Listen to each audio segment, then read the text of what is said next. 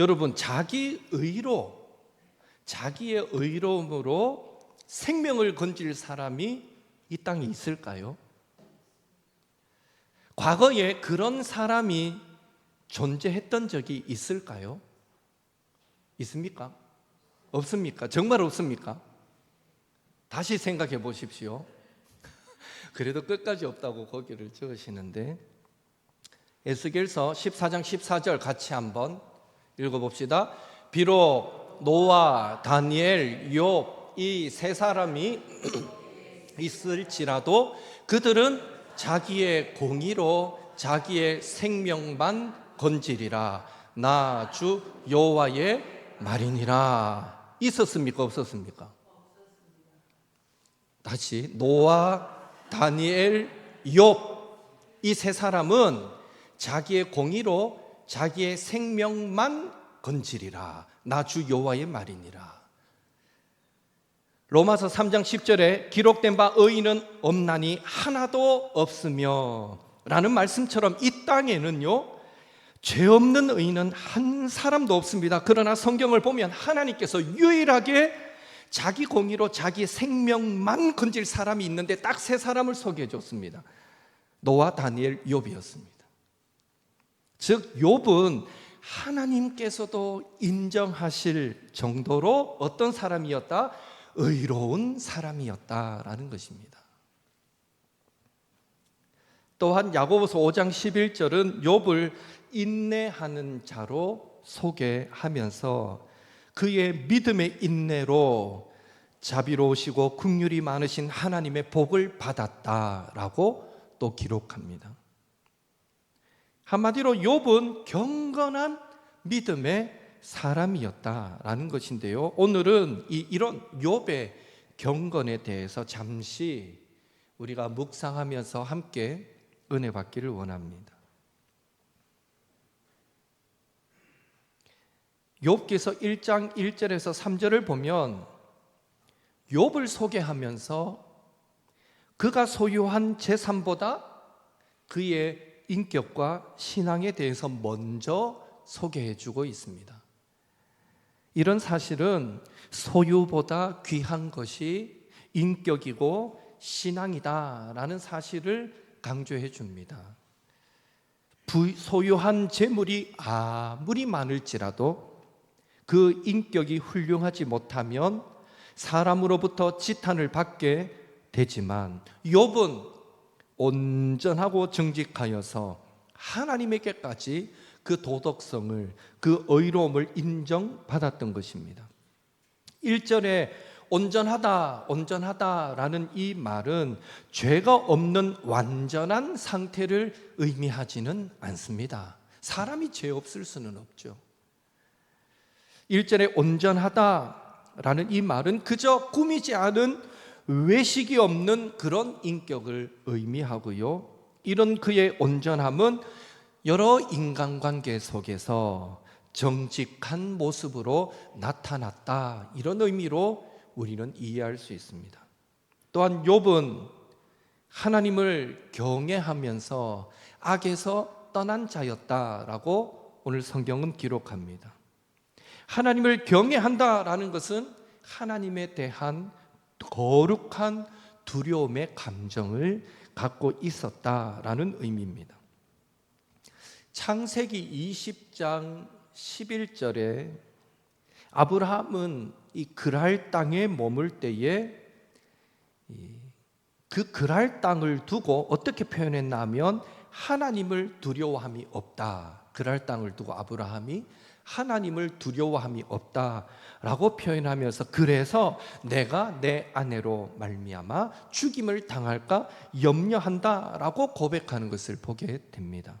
이런 사실에서 알 수 있는 것은 하나님을 두려워하지 않는 곳에서 온갖 죄악과 범죄가 생겨나게 된다라는 것을 알게 됩니다. 역으로 하나님을 경외하는 사람은 악에서 떠난 삶을 살아가게 된다라고 우리는 이해할 수 있는 것이죠. 이처럼 하나님을 경외하며 악에서 떠난 사람을 두고 욥기서 28장 28절은 지혜와 명철의 사람이다 라고까지 표현하고 있습니다. 지혜로운 사람, 참 지혜로운 사람은 하나님을 경외함으로 섬기는 자다, 이런 말이 되겠죠.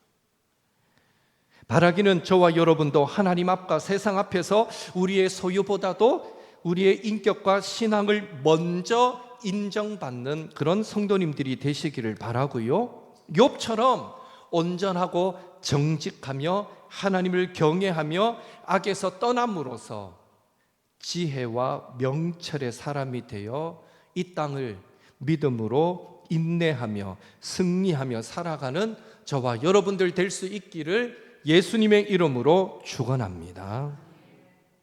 그렇다면 하나님을 경외하고 의롭고 인내함으로 신앙생활을 하던 그 욥은 어떤 복을 하나님께 받았습니까? 적어도 3가지 복을 받았습니다. 첫째, 자녀의 복을 받았습니다. 시편 127편 3절은 보라, 자식들은 여호와의 기업이요 태의 열매는 그의 상급이니라 라고 말씀합니다. 그런 의미에서 이 의롭고 경건했던 욥에게 아들이 7, 딸이 3, 10명의 자녀를 두었다라는 것은 그가 분명 하나님께 자녀의 복을 받은 사람이다라고 말할 수 있습니다.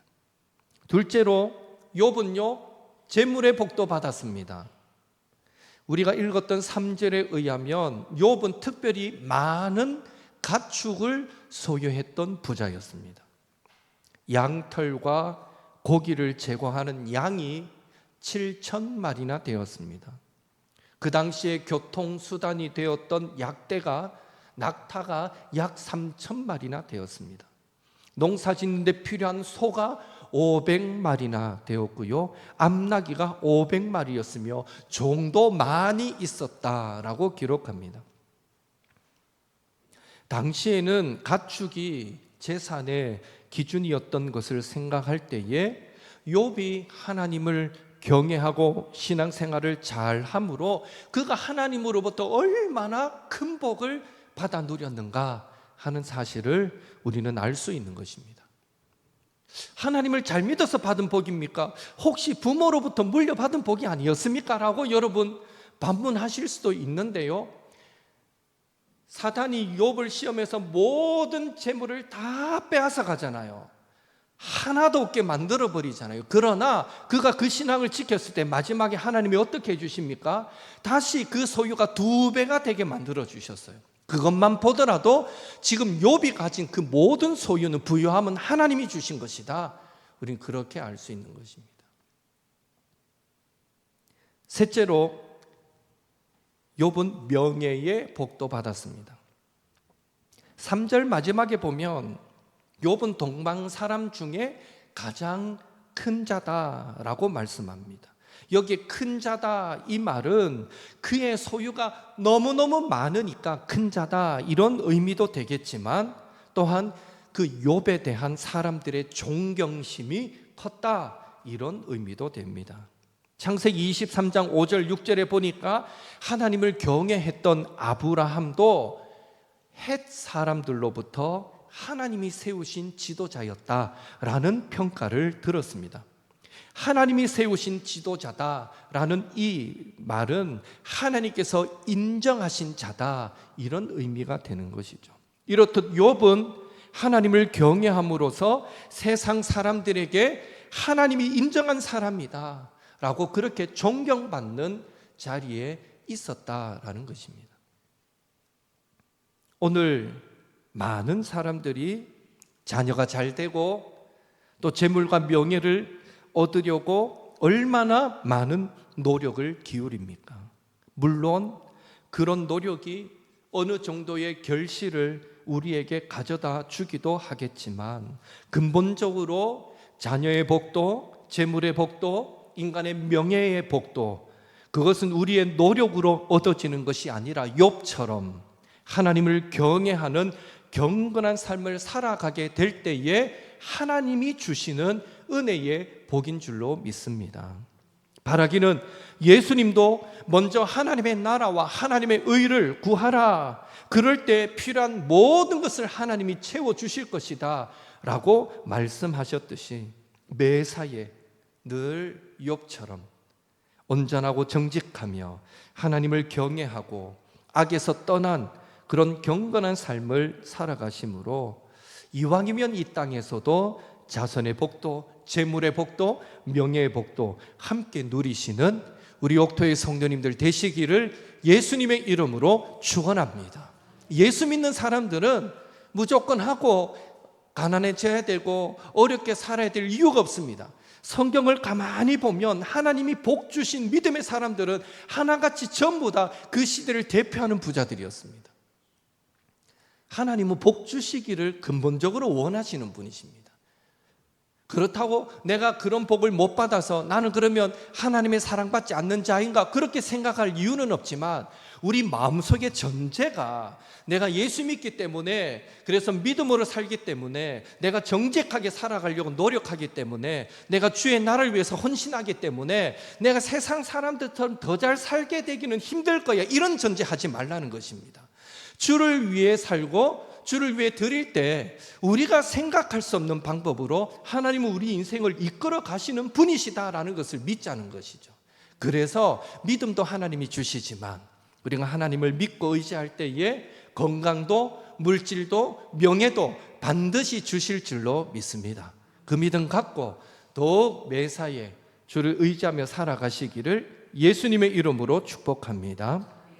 이렇듯 욥은 의인이고 경건한 자였습니다. 하나님과 사람 앞에서 훌륭한 자였습니다.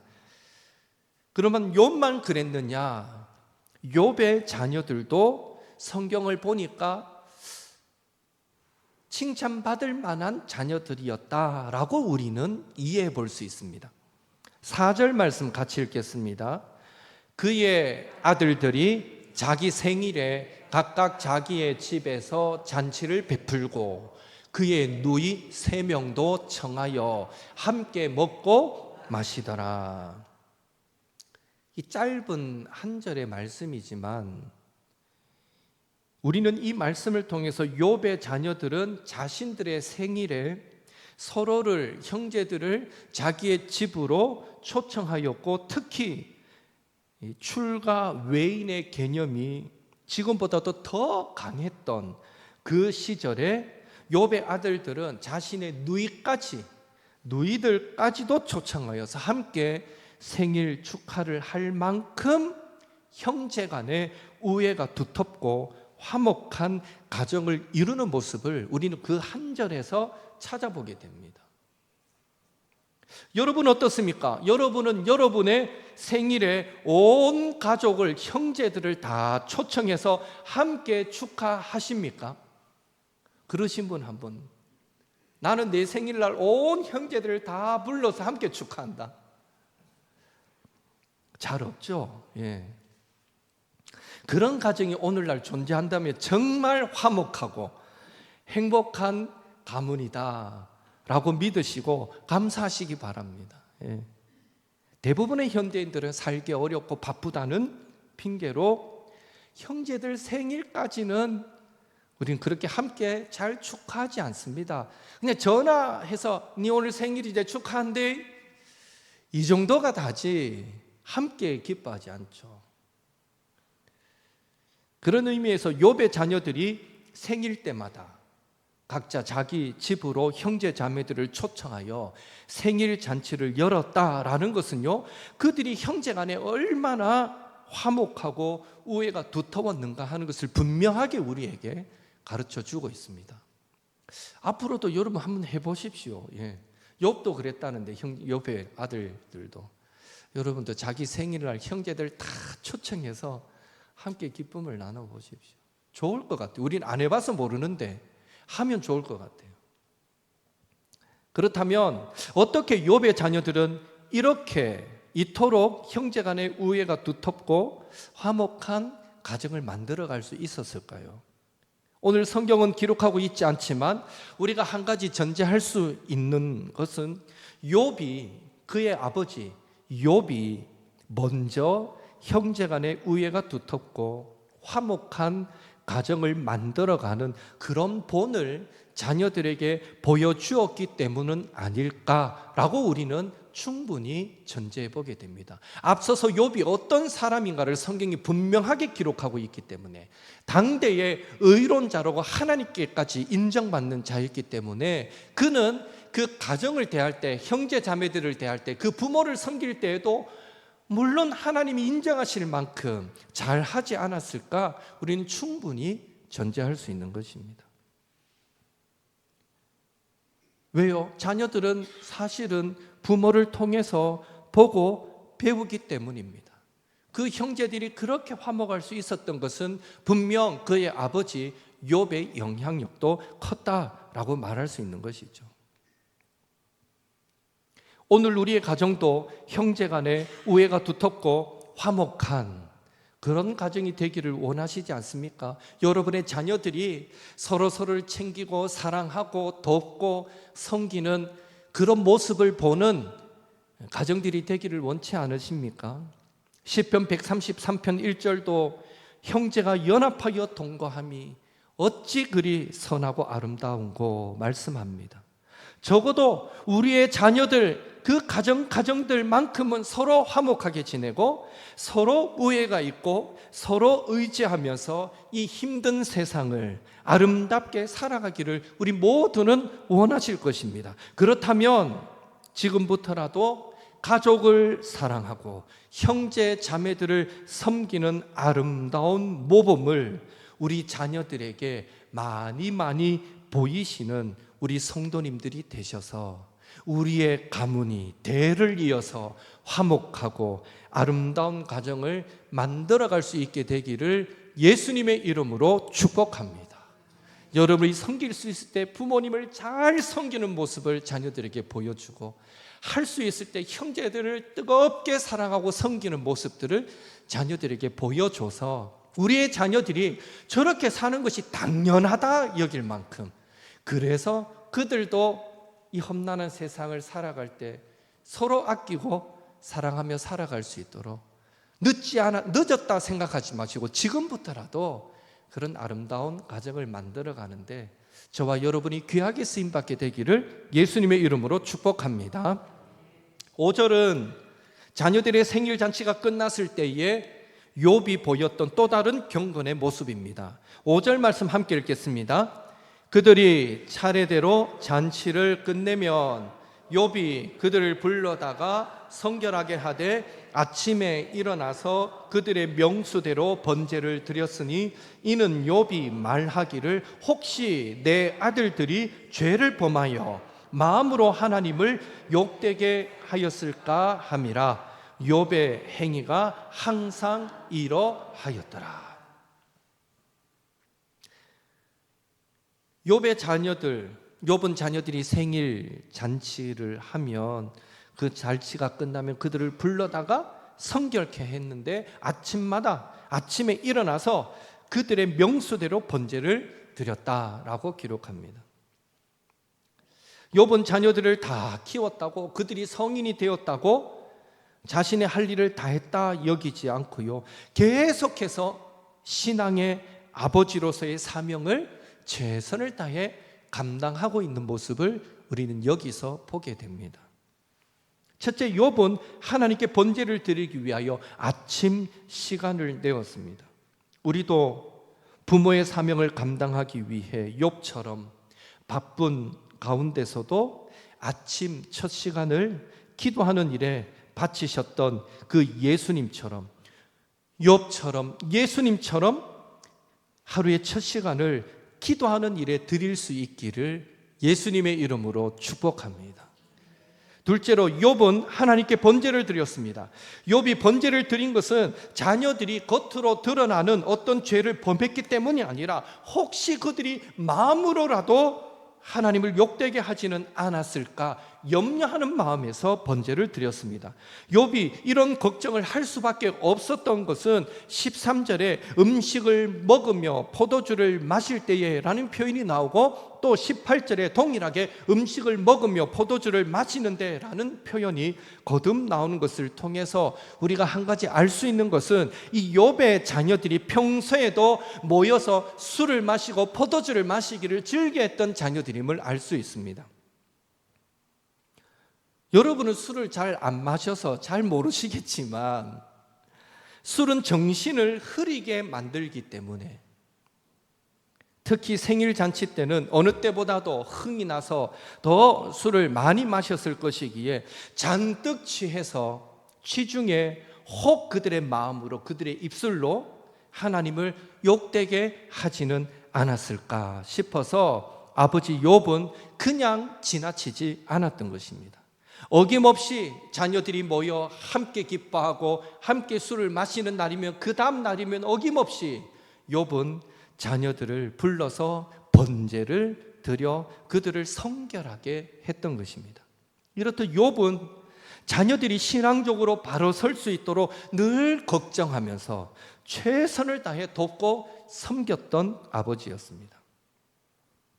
오늘 우리의 가족, 우리의 자녀들은 얼마나 하나님 앞에 경건한 삶을 살아가고 있다라고 여러분은 생각하십니까? 오늘 여러분은 얼마나 우리의 가족, 자녀들이 마음과 생각과 행동으로 하나님의 영광을 가리지는 않는지 걱정하면서 그들이 신앙 안에서 깨어 살아가도록 최선을 다해 돕고 섬기고 영적으로 그들을 권면하고 가르치고 지도해 가고 계십니까? 우리도 욥처럼 우리의 가정을 믿음으로 세우고 우리의 가족, 우리의 자녀들을 경건한 자로 세워가기 위해 늘 욥은 번제를 드렸듯이 늘 기도의 무릎을 꿇으시고, 더 나아가서 부지런히 하나님의 말씀으로 권하고 가르치고 지도하셔서 우리의 가정을, 우리의 가문을 이 시대 가운데 하나님의 영광을 드러내는 그런 가정으로, 그런 가문으로 아름답게 세워가시는 저와 여러분이 될 수 있기를 예수님의 이름으로 축원합니다. 저도